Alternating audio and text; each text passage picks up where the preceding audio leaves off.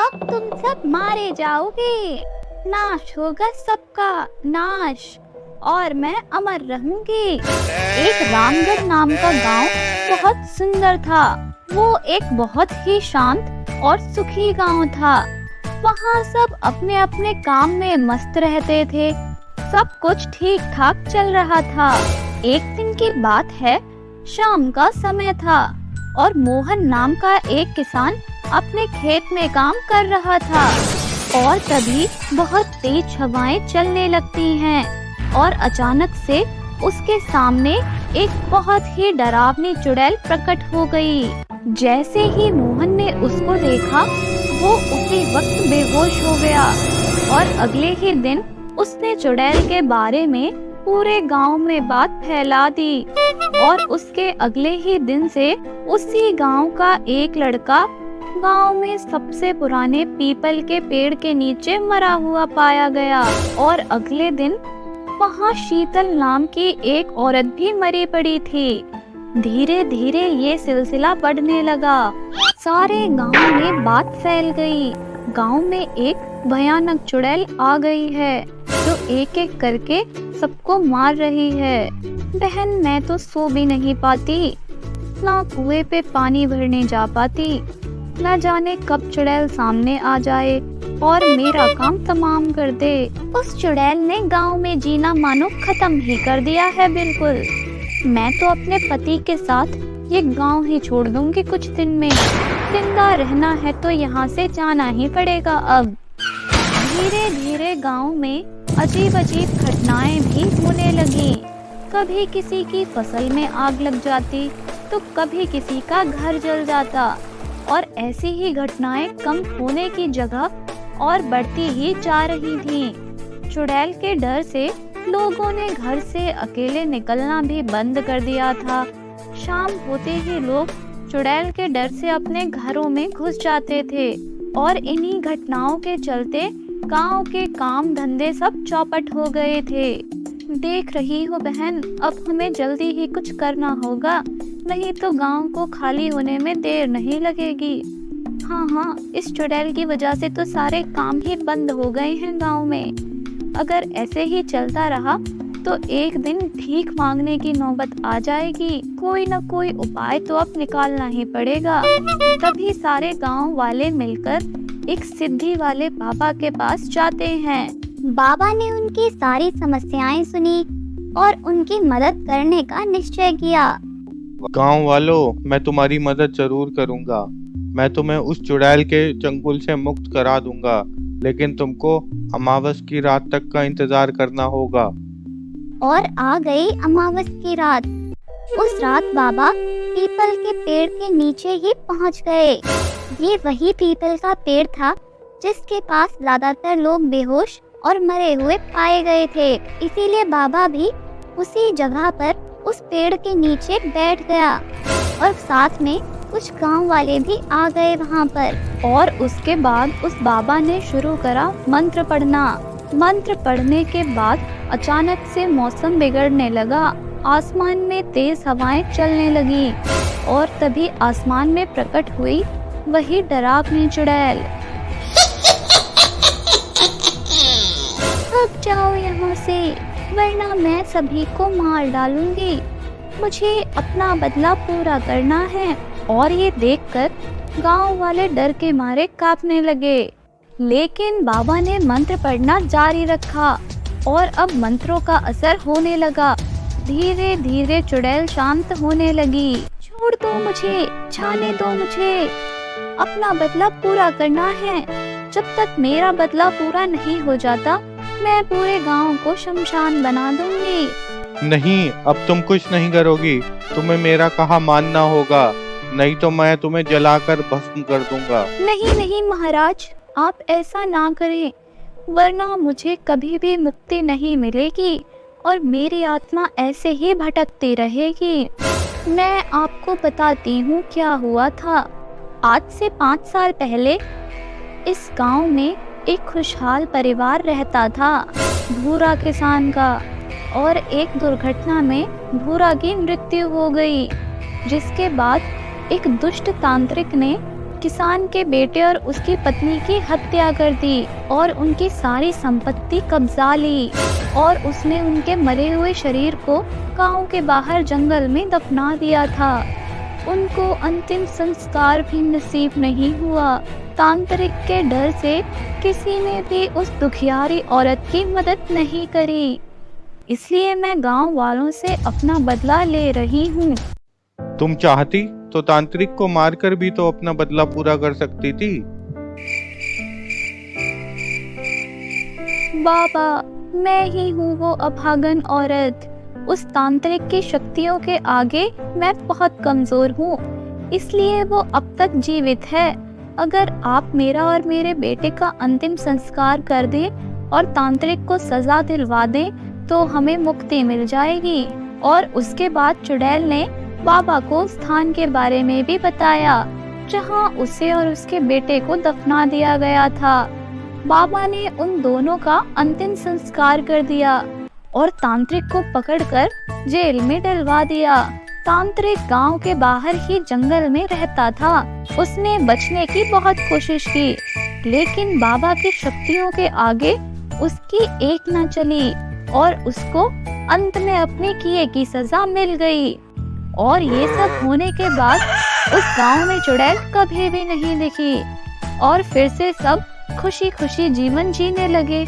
तो दोस्तों, ऐसी ही कहानियाँ देखने के लिए जल्दी से इस वीडियो को लाइक करो और हमारे चैनल को सब्सक्राइब करो। बात है सोनापुर की। वहाँ सिमरन नाम की एक लड़की थी।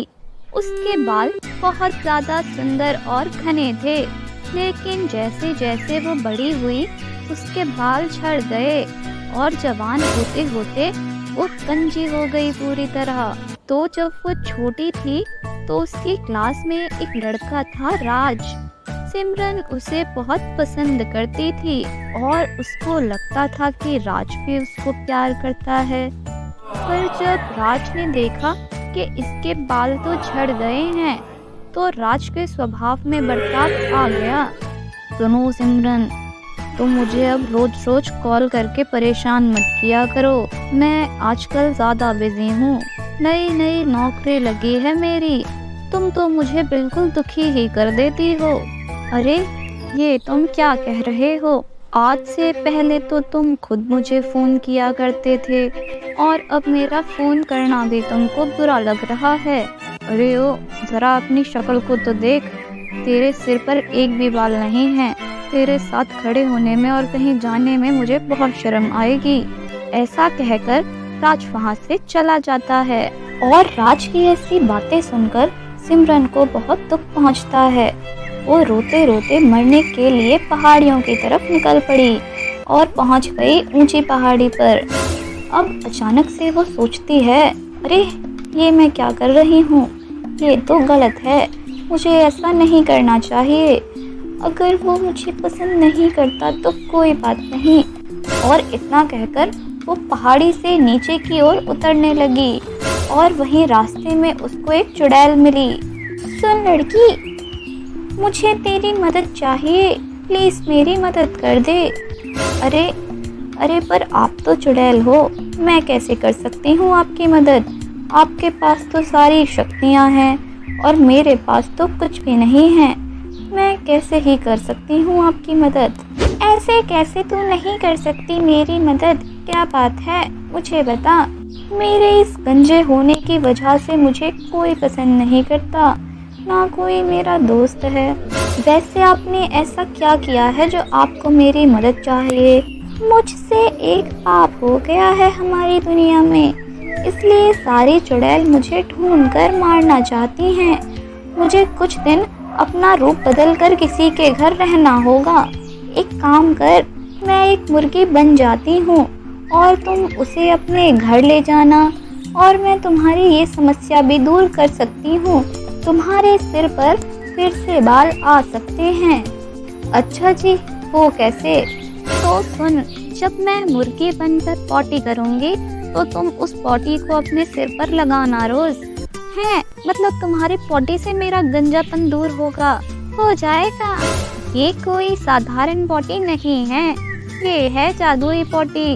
और इसे लगाने से तुम्हारे सिर पर फिर से घने बाल आ जाएंगे।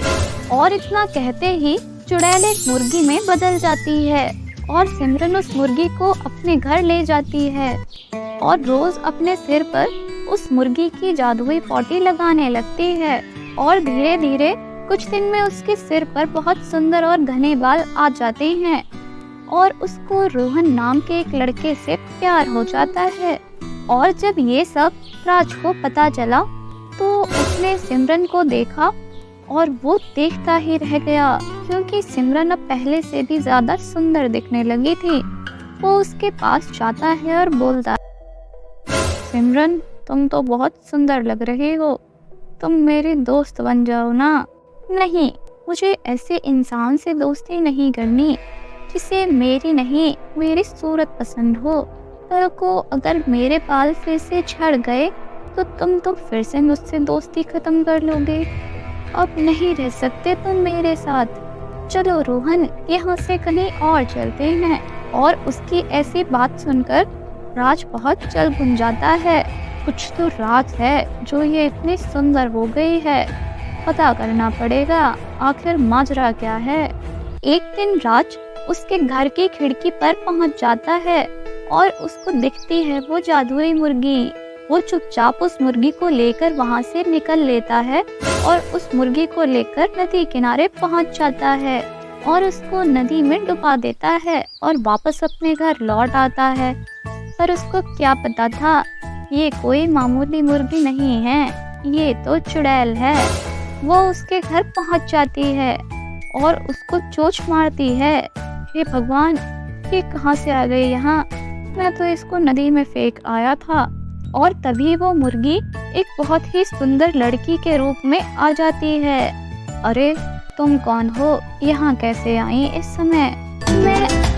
मैं बस यहाँ से नदी पार करने की कोशिश कर रही थी, पर तेज लहरों के कारण कोई नाव उस पार जा ही नहीं सकती। क्या तुम मुझे आज रात अपने घर ले चलोगे? पहले तो वो सोच में पड़ जाता है, पर फिर वो उसको अपने घर लेकर चला जाता है। और घर जाते ही वो चुड़ैल आ गई अपने डरावने रूप में। अरे चुड़ैल, आप कैसे आई यहाँ? तू ही तो लाया है मुझे यहाँ।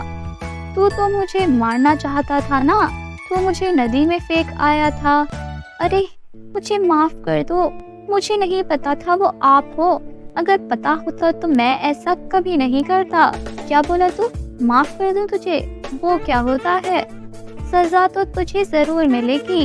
कभी चुड़ैल अपनी छड़ी उठाती है और उसको जादू से गंजा कर देती है। अब आया ना मजा? अरे ये आपने क्या कर दिया? मुझे फिर से पहले जैसा कर दो ना प्लीज। मैं आगे से ऐसी कोई गलती नहीं करूँगा। और चुड़ैल उसकी कोई भी बात नहीं सुनती और वहाँ से गायब हो जाती है। तो दोस्तों, कैसी लगी आपको हमारी आज की ये कहानी? हमें कमेंट्स में बताइए। और ऐसी ही जादुई और मज़ेदार कहानियाँ रोज देखने के लिए जल्दी से इस वीडियो को लाइक करो और हमारे चैनल को सब्सक्राइब करो।